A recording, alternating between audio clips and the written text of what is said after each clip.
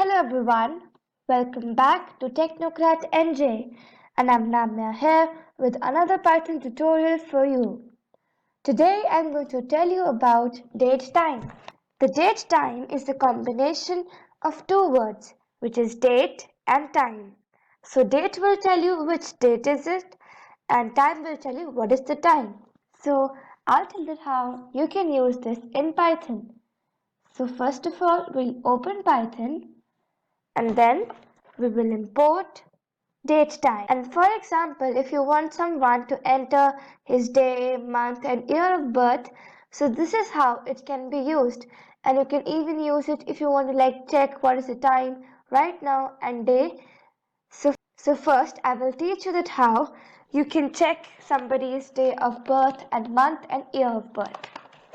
So first I'll take a variable as d, which I've taken because it is date, so D for date, and then I want the value to be entered in the form of an integer, so int input, enter your day of birth, then m, which is month, equals to input, enter your month of birth. And similarly, y for year equals to input, enter your year of birth. Now we'll take another variable as x, and this is what we're supposed to write if you have to check that date time dot date time,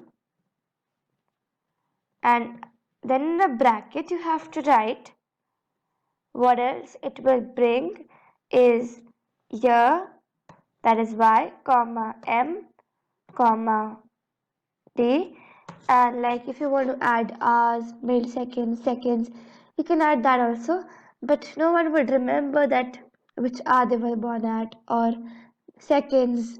So if you will just try adding, but it will show the value of 0 only, and then we'll print the value of x.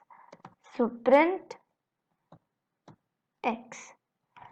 Now let us save this, and now let us run it. Enter your day of birth, so maybe 12, month, January maybe, and year, any random year like 2006.